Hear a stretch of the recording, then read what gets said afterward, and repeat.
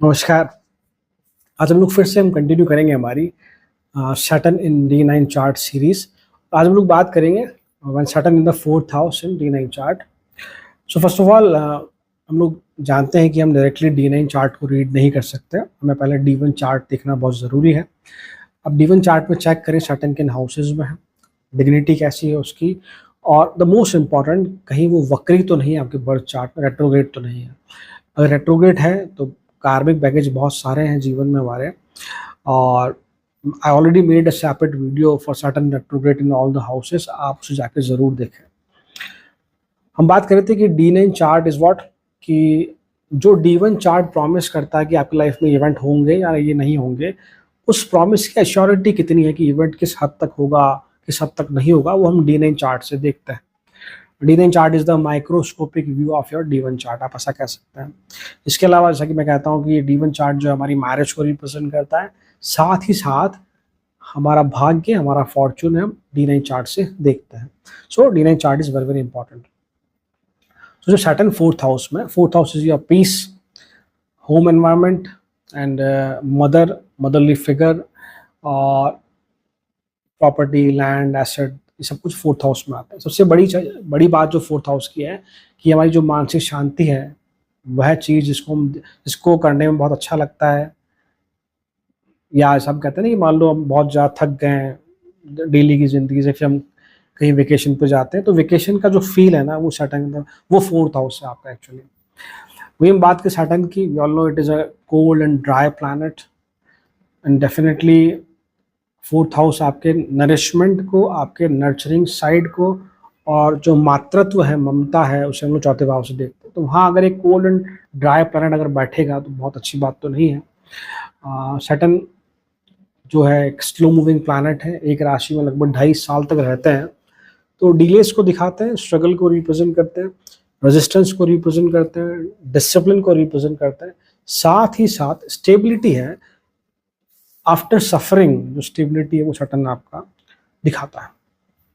तो हम बात करें Saturn in the fourth house की, तो first of all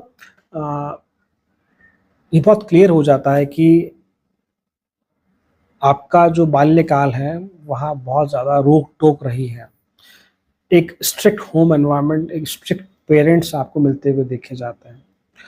and Saturn अगर डिग्निटी वाइज बहुत अच्छा नहीं है तो स्ट्रॉन्ग पॉसिबिलिटी है कि आपका जो बचपन है उसमें आपका पालन पोषण आपके ग्रैंड पेरेंट्स के द्वारा होता हुआ देखा जाता है। Saturn in the fourth house, Saturn fourth house में है, तो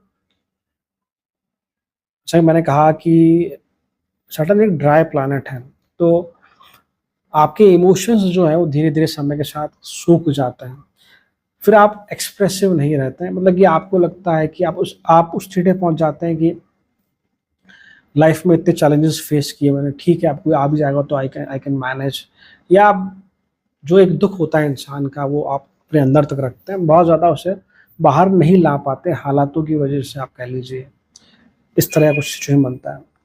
सडन फोर्थ हाउस में तो जीवन में आप कह लीजिए कि अर्ली एज में मेच्योरिटी हमें हो जाती है, जिम्मेदारियों की वजह से डोमेस्टिक रिस्पॉन्सिबिलिटी बहुत ज़्यादा बढ़ती हुई देखी जाती है, because fourth house is the your home, परिवार की जिम्मेदारी आ जाना, इस तरह की स्थिति बनती हुई देखी जाती है। थोड़ा सा अगर हम डिकोड करने की कोशिश करें, कनेक्ट करने की कोशिश करें D1 चार्ट से, तो मान लीजिए D1 चार्ट में सैटर्न आपके सपोज कीजिए सेकंड हाउस में है और D9 में फोर्थ हाउस में है, तो तय है कि घर की जो फाइनेंशियल स्टेबिलिटी है वो आपके थ्रू ही आएगी, आप ही को वहाँ मेहनत करनी पड़ेगी घर को फाइनेंशियली स्टेबलाइज करने के लिए। आप बहुत ज़्यादा आइडियोलॉजिकल होंगे, जो इस तरह की जो अनकन्वेंशनल तरीके से या जो इलीगल तरीके हैं उनसे पैसा कमाना कभी नहीं चाहेंगे। सडन मान लीजिए आपके D1 चार्ट में 10th हाउस में है और D9 में फोर्थ हाउस में, तो ये जो एनर्जी आपकी पूरी लाइफ की जो एनर्जी है वो 10th और फोर्थ में खर्च हो जाएगी। आपका करियर तभी अच्छा चलेगा जब आपका घर का एनवायरनमेंट अच्छा है, घर का एनवायरनमेंट अच्छा है तो करियर भी बहुत ग्रो करेगा। तो आपकी आधी एनर्जी घर में, आधी एनर्जी करियर को स्टेबलाइज करने में खर्च हो जाएगी। हाँ, सैटर्न यदि आपके D1 चार्ट में मान लीजिए 5th हाउस में है और D9 में फोर्थ हाउस में है, तो आपका जो क्रिएटिविटी, स्किल, चिल्ड्रन, ये सब जिम्मेदारियाँ बढ़ जाएगी। चिल्ड्रन की जिम्मेदारी बढ़ जाएगी। क्रिएटिविटी स्किल से मतलब मेरा है कि क्रिएटिविटी और जो स्किल है आपकी, उसको कैसे, उससे हम पैसा कैसे कमाएं, उसमें आपको समय लग सकता है। मान लीजिए आप एक अच्छे पेंटर हैं, बट फिर भी आपको 9 to 5 जॉब करनी पड़ रही है, तो जो पेंटिंग वाला पार्ट है ये लाइफ में लेटर ऑन आफ्टर 36 आप एक्सप्लोर कर पाते हैं। This is what the relation और we can say connection between D1 and D9 chart. आप ऐसे समझ सकते हैं, आप खुद से भी आप ये चीज अपने चार्ट में चेक कर सकते हैं। मैंने बताया कि सैटर्न 4th हाउस में आपको बहुत इमोशनल बनाता है, बट विद द टाइम आपके इमोशंस थोड़े से आप कह सकते हैं कि बैठ जाते हैं। और एक और बात कि अगर ऐसा कहा जाए कि अगर आप इनिशियली घर से दूर चले जाते हैं, इनिशियली मतलब मेरा कि मान लीजिए आपकी उम्र, जस्ट आपने ग्रेजुएशन किया है, आपकी जो भी फॉर्मल एजुकेशन आपकी पूरी हुई, आप घर से दूर चले जाते हैं मान लीजिए पैसा कमाने के लिए किसी भी कारणवश, जॉब को लेकर, करियर को लेकर, तो यहाँ सैटर्न आपको एक स्ट्रॉन्ग फाइनेंशियल स्टेबिलिटी देता है। ये एक जो है मेरा पर्टिकुलर ऑब्जर्वेशन, आप ऐसा कह सकते हैं। मैरिज की बात करें, लाइफ पार्टनर की बात करें, तो ये life partner is definitely career oriented. मान लीजिए वो जॉब नहीं भी कर रहे हैं, बट ही और she is putting very very extra efforts कि वो जीवन में उनको अपने आप को खुद को स्टेबलाइज करना है, और वो चाहते हैं कि आपकी वो हेल्प करें। एक ऐसा लाइफ पार्टनर मिलता है आपको। लाइफ पार्टनर इस प्रकार का हो सकता है कि